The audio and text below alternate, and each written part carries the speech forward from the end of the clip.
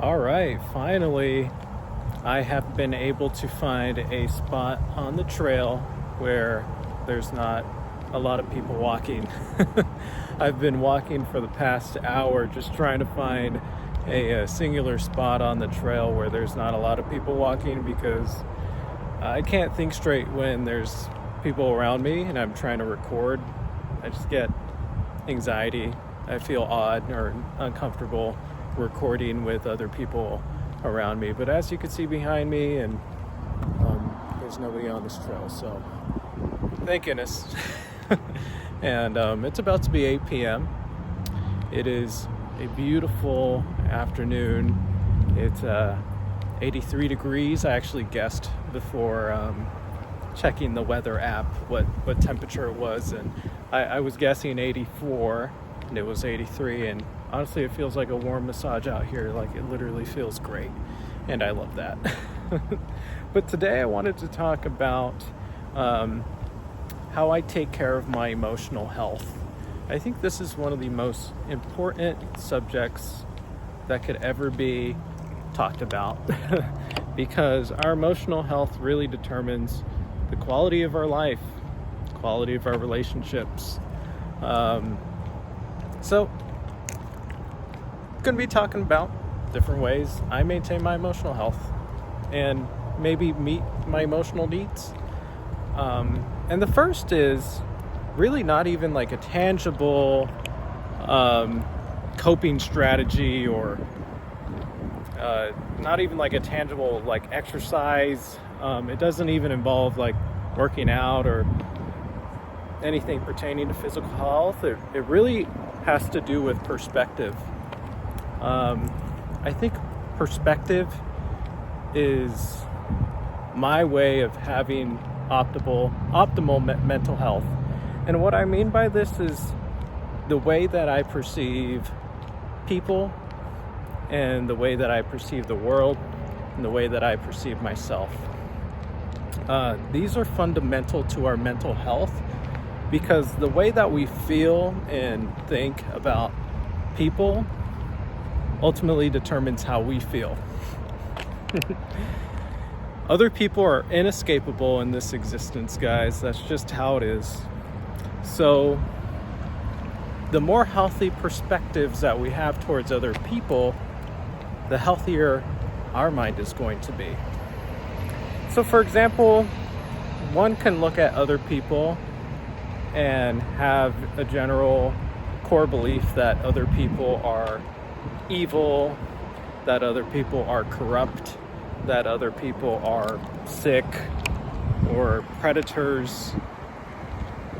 One may have those core beliefs, and ultimately, who is mostly affected by those core beliefs?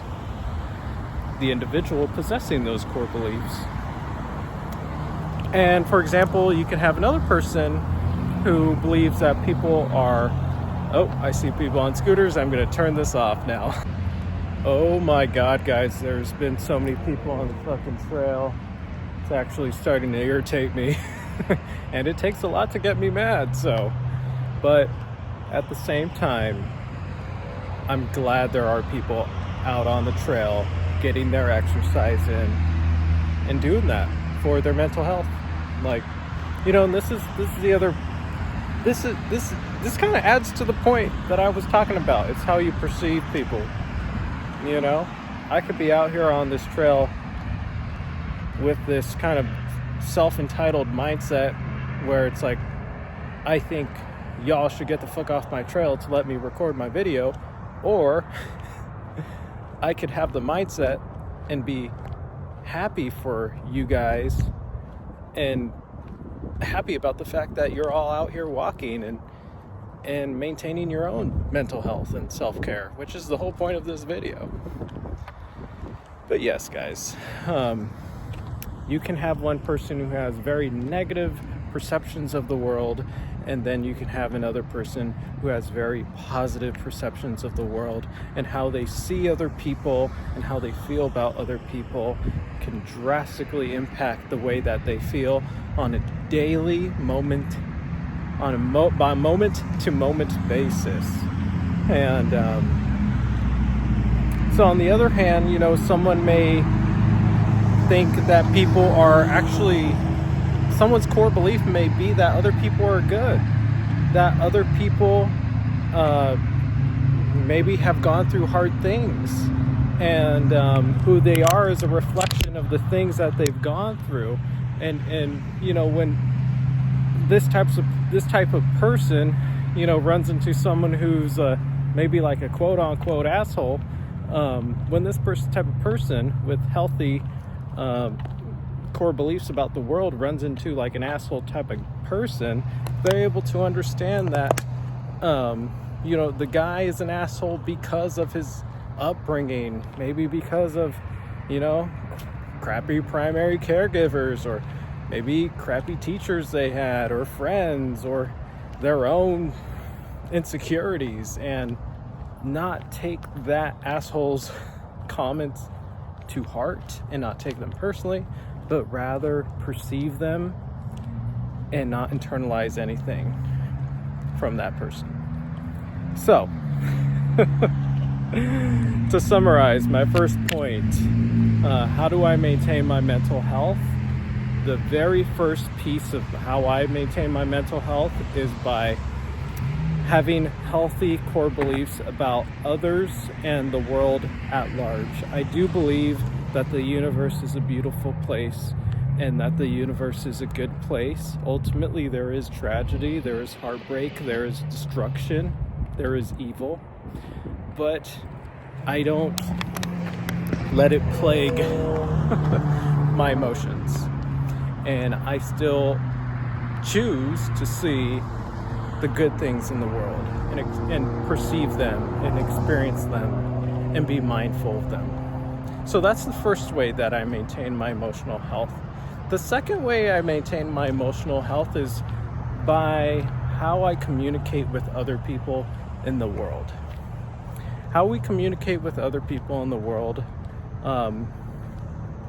impacts the way that we feel about ourselves. And I feel that some people may not always be conscious of perhaps how they interact with other people in the world. Of course, I mean, like undoubtedly, I'm sure you've run into some people who have kind of low self-awareness, and and when you talk to them, you probably think like, how the fuck are you like that?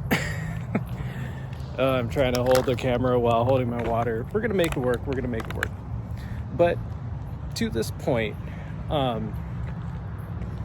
I believe that, let's see if there's anything behind me. We are all good. Finally, we're all good.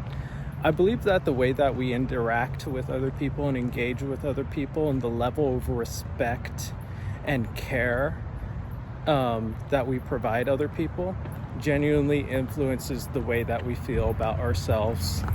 And this, the way that we engage with the world on a day-to-day basis impacts the way that we feel about ourselves. Managing transference, for example, if I'm having a stressful day and I run into a colleague, a coworker, and I kind of snap at them and I'm kind of nasty towards them and I disrespect them, I speak under my breath, whatever it may be, I use a wrong, inappropriate tone or an aggressive tone. If I do that, which I perhaps maybe have done, I try to regulate it. Honestly, I can't even think of a time where I've done that, but if I were to do that, I would feel incredibly guilty and inconsiderate, and I might overthink the way I communicated with a coworker for an hour or two, which would fundamentally impact my mental health in that day or in that shift. So the way that I communicate and the way that I behave around other people ultimately impacts the way I feel in my emotional health. And this is something that is built not in just a day. It's something that it strings along through time. My interactions in the past week are determining how I feel today. For example, if I had a negative interaction, or if I was mean to someone this last week or cruel, I might still be thinking about that today. Today's Friday, but if I had that engagement on Monday, I might still be thinking about that today. And yeah, girl, that would have a very negative impact on my mental health. But if I go upon this week and I was positive with people, and I managed my stress, and I didn't transfer it to other people, I didn't displace it onto other people, then I'd be feeling pretty good. And today I feel freaking great. I feel like I didn't transfer or displace my stress to other people, and I don't feel like I disrespected anyone. I felt like I treated people good, and this is ultimately impacting the way that I feel about myself. It's impacting my beliefs about myself, which ultimately impacts my emotions. And I feel good. I feel emotionally healthy. I feel happy. And this is how the way that we treat other people is intertwined with how we feel about ourselves. Furthermore, this is something that is built through periods of time. It's not just this past week, but it's the past month, it's the past 6 months, it's the past year, it's the past decade of how I have treated other people that influences what I think about myself, and subsequently how I feel about myself, and also how I continue to behave towards other people. That is the cognitive triad. Thoughts determine feelings, feelings determine behaviors. If I feel like I'm a positive person, a good person, because I've been treating people positively and I've been treating people well over the past 10 years, then I'm going to believe that I am a good person. Then chances are I'm going to continue being a positive person, and I'm going to continue being a healthy person, because that's how I feel about myself. So it's like just it's a cycle that feeds upon itself, a positive one. All right, so rambling a little bit, but I still find this subject fascinating and wonderful, and it's starting to get a little late, but fortunately I can still see my face enough, so I'm happy about that, grateful. So the first point is how we perceive others and the world at large. The second point is how we treat other people. And notice, this is how I maintain my emotional health. I haven't even mentioned exercise or diet or anything like that, or yoga or whatever. I haven't mentioned any of that. Literally, I've been talking for like freaking 10 minutes, more than 10 minutes, about nothing that's actually tangible, nothing that you can actually like physically do or grasp, or this isn't tangible shit, bro. Emotional health is not fucking working out. Emotional health is the way that we think about the world, the way that we think about ourselves. It's our beliefs, it's our thoughts.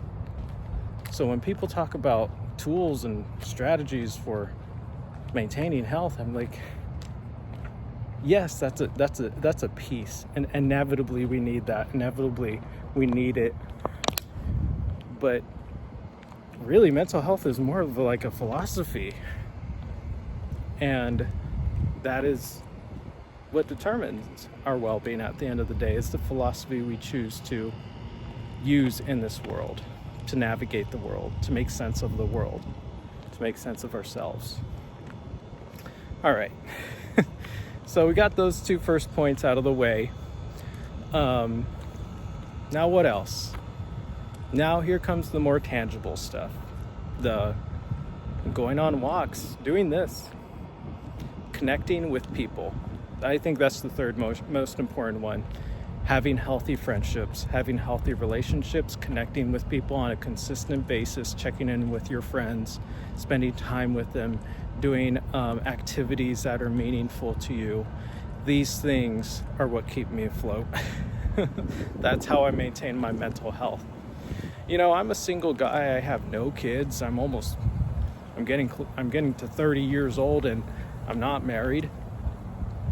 And I have emotional needs, and the way that I meet that is by doing things that I love to do with people that I love doing. If that's getting super fucking drunk on a Friday night, then that's what it is. If that is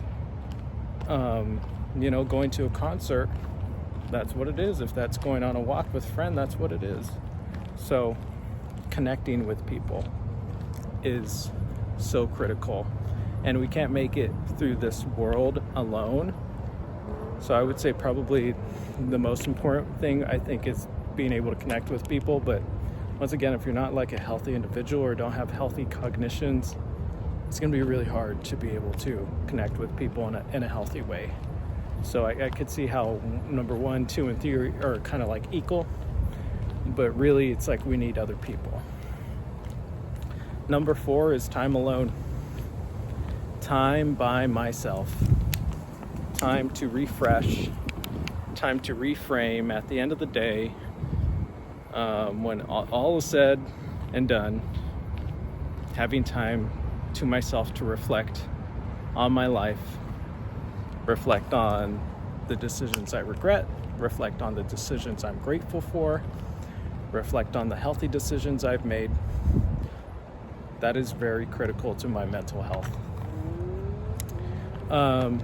And I really do that mostly primarily when I am by myself.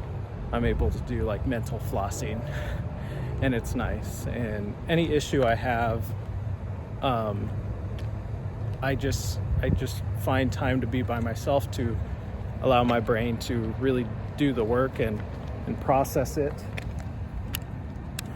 Me and this water bottle are not doing well. I'm just going to drink her.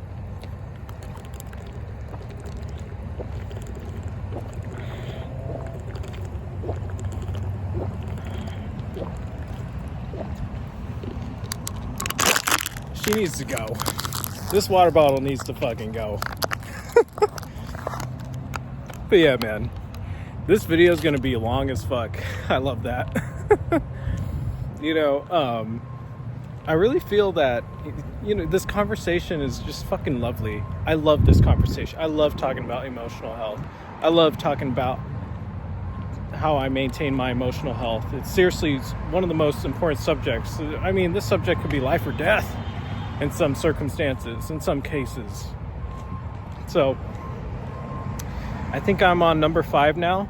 So number 1 was the perceptions that we have.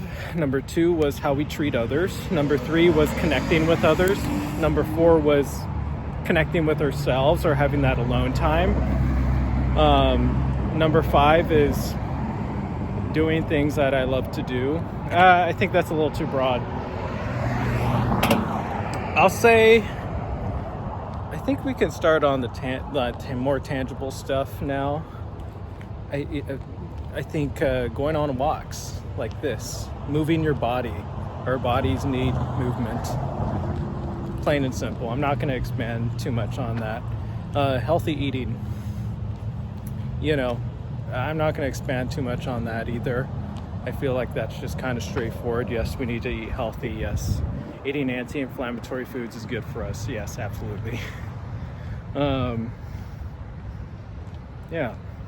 So, emotional health. Man, what else is there? Doing the things we love to do. Yeah, having healthy relationships. Putting boundaries when we need to put boundaries down. Taking time off when we need to take time off. Connecting with others when we need to connect with others. The way that we see the world. The way that we treat others. These are emotional. This is the core of emotional health. And I'm glad that I kind of thoroughly explained those first 2, but those are really 2 huge things that I feel like a lot of people, when we talk about emotional health, we don't really talk about like the perceptions that we have of the world. We don't talk about how we are treating people.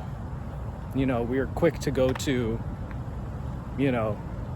listen to music or coping strategy, go, journal. I do think journaling is super important, but, also don't forget to understand yourself in the way that your own thoughts are dictating your mood or creating an unhealthy state of mental health. So Yeah. Mental health is not about coping strategies. It's not about drawing. It's not about running. It's not about food. It's not about those things. Of course, it is about those things, but really at the core of it, it's going to be the content of your mind. And this is going to determine whether you're happy or not.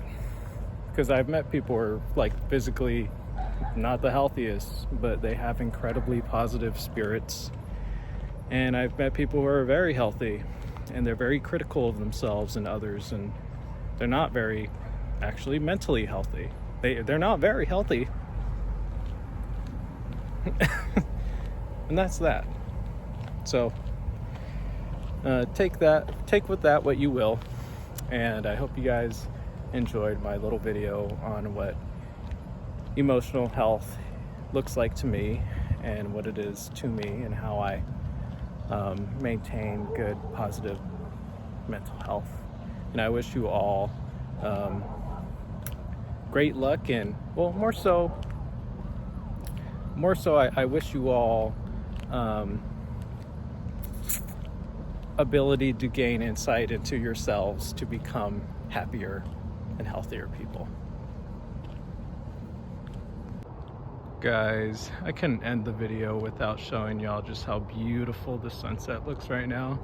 I just finished the video and it's gorgeous out here. Guys, this is what I talk about. Sometimes you just need to spend time by yourself and just be one with nature and cleanse your mind and thoughts and be in peace. Practice gratitude, reflect.